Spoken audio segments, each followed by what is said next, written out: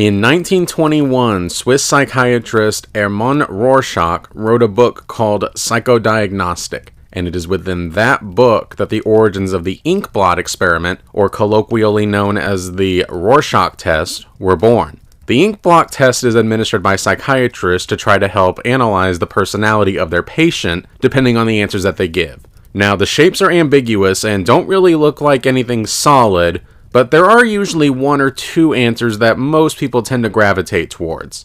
For example, card number 1, depending on who you ask, tends to be answered as either a bat or a butterfly. I personally think it kind of looks like an elephant, but whatever. Now, none of these answers are inherently right or wrong, because the ink blot is designed to be amorphous enough to be abstract, but solid enough to form a general consensus between 2 or 3 divergent yet simpatico postulations. For example, I know what some of you are thinking right now. You're either thinking, did I just click on the wrong video, or what on earth does this have to do with the new Barbie movie? And the answer to both of these is probably not, but, maybe. And just like the ink blot can be interpreted in different ways depending on the eye of the beholder, so too is the Barbie movie's interpretations varying so wildly between viewers, and I think it's because the film was intentionally designed in this way. I think. Alright, before we get started, as always, a quick thank you to my patrons over on Patreon. If you enjoy the content I make and would like to offer your support, then for as little as $1 a month, you can get your name listed right here at the start of every video. Link to that is in the description below. And now, let's get into the actual review. Humans only have one ending. Get that Barbie! Ideas live forever. Barbie, based on the Mattel fashion doll, tells the story of stereotypical Barbie, who lives an absolutely perfect life in Barbie land, but one day she wakes up and things aren't as perfect as they once were. Desperate to solve this problem and fix it, she journeys to the real world with stereotypical Ken by her side, and discovers the real world is nothing like her home. So, before I actually get into what works and doesn't work about this film, there are a few things that need to be addressed first. Obviously, I am not in this film's target demographic. I am very obviously not who this film is aimed at. And I know there's going to be some people who just preemptively say that I shouldn't be commenting on a film that's clearly not made with me in mind as an audience. But I wholeheartedly disagree with this sentiment. I do not believe that it is useful or helpful to reject criticism about a piece of media or art just because the person giving said criticism is not of the target demographic. For one, there are plenty of films that are made where I'm not the target demographic, and yet I've enjoyed them. Ever After, Women Talking, The Assistant, Are You There, God, It's Me, Margaret, A Little Princess, Little Women.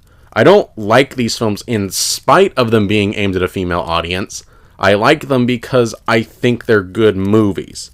But just so we're clear, any positives you hear me say about the film and any negatives you hear me say about the film are coming from the perspective of someone who is not this film's target audience.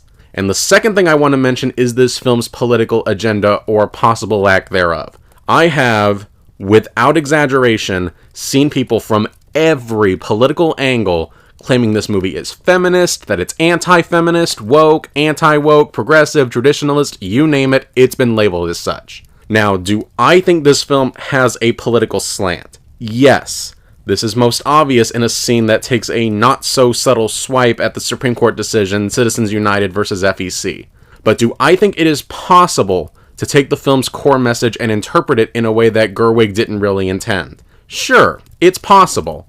For instance, the message I took away from the film is that male feminist simps will instantly take advantage of women the second they realize that being a male feminist ally isn't going to get them the girls, and that a matriarchy will instantly crumble with just the tiniest bit of pressure added to it.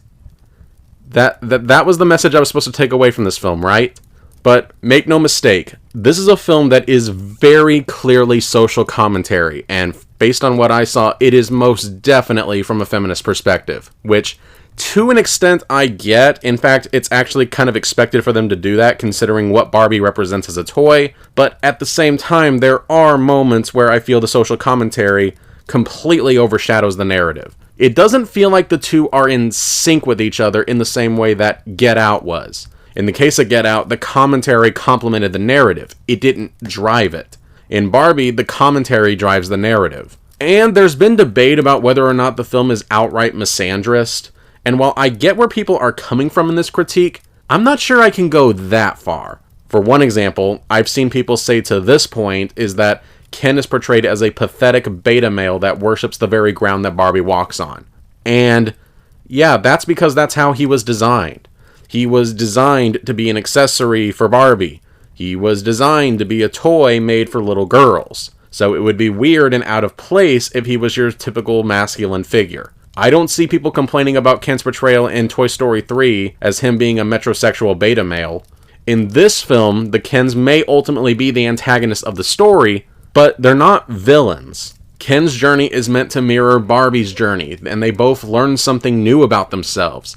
And the film does still ask us to sympathize with Ken at the end. And I should also point out that initially I was going to complain about the over-the-top nature of the scene of Barbie walking around LA and literally every guy is drooling over her. But yeah, after my screening experience while watching Oppenheimer, that doesn't seem so far-fetched anymore. And who knows, maybe LA really is just filled with a bunch of hound dogs.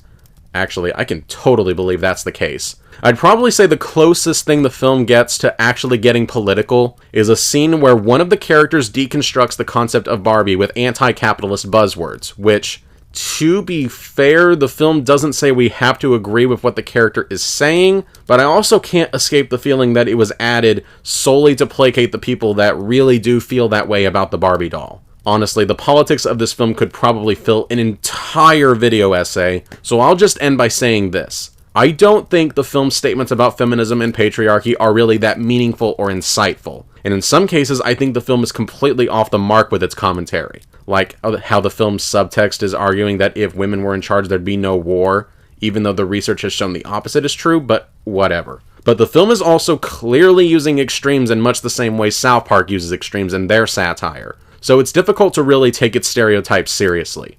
Well, that went longer than expected, but let's actually dissect this thing.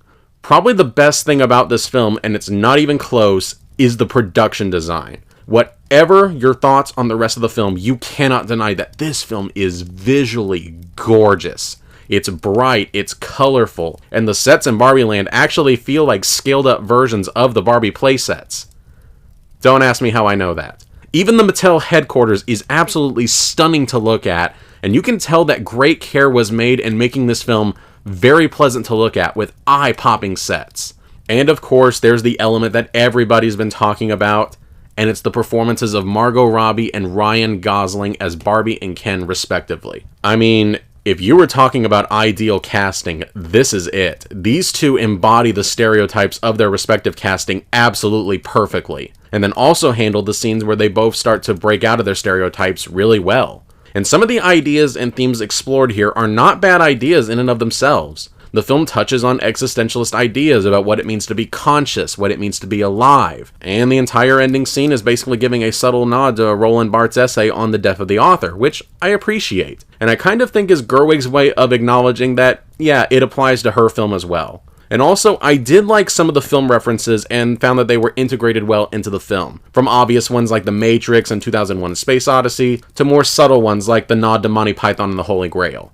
And really, the scenes that worked the best for me were the quieter moments in between the chaos. For instance, there's a wonderful scene where Barbie is sitting at a bus stop and she's just kinda taking the world in, letting this new reality sink in, and letting these new emotions that she's feeling just wash over her. And that's it for most of the overtly positive. So let's get into the more mixed territory. Greta Gerwig is a filmmaker that I don't hate, but I think she is significantly overpraised. I thought Little Women was great, but otherwise I haven't been that impressed by her filmography. And yet, for some reason, she's hailed as one of the freshest new voices in Hollywood. I mean, she's a competent director, but I can think of several newer directors that have way more personality and style than she does. And I don't necessarily think it's her directing. She knows how to direct well. I think the problem is her screenwriting. The films she writes aren't structured the best, and she's not really the best at writing dialogue. And such is the case here. I think her directing in this is really good, but I don't think the script, which she co-wrote with her partner Noah Baumbach, is that great. There's a lot of elements jammed into this movie, and there's not really a lot of time for it to really breathe. This can be most felt at the ending, where the film takes like 10 to 15 minutes to wrap up everything in as neat a bow as it possibly can, and just when you think it's about to start wrapping up, another character will pop up and go, "Oh yeah, we have to deal with this now." And the most egregious example of the film not making effective use of its time is that it will occasionally cut back to Will Ferrell and the other members of the Mattel board trying to journey to Barbie Land, and their scenes are completely pointless. It breaks the narrative flow, and the scenes aren't funny enough to justify them being there, and it ultimately amounts to a really weak payoff at the end. And speaking of which, the comedy's not that great either. I think I laughed at like 2 jokes in this entire movie, and both of them came from lines from background characters that barely have any stage presence. A lot of the humor comes from the kind of modern style of humor that's really difficult to describe, but if you've seen a lot of studio comedies, you know what I'm talking about. Or it comes from characters just screaming really loudly, and that apparently constitutes a joke, which is something I've only seen work on It's Always Sunny in Philadelphia. But this film really suffers from a lack of focus. For example, in one scene that is clearly supposed to be one of the big emotional scenes of the film, where everything just seems completely hopeless, the film cheapens the drama of the moment by inserting a random joke right in the middle of it.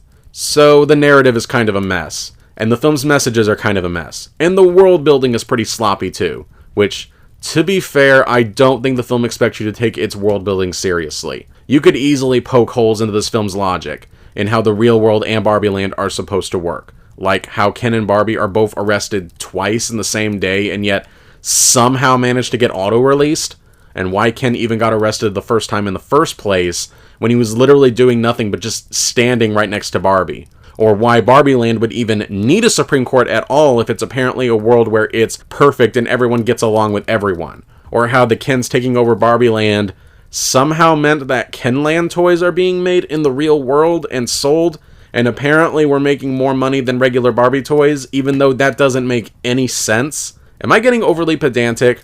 Probably, so let's wrap this up. Barbie isn't the masterpiece everyone says it is, but it's not a disaster of a movie either. It's made by competent, talented people, and functions just fine enough on its own. But the film's ideas are too scattershot and too hard-hitting to really form into anything cohesive. And even as a form of service-level entertainment, the film really only works on a visual level, for which the film will likely get a well-deserved Oscar for Best Production Design. I wish it was better, but at the same time, I also admit it could have been far, far worse.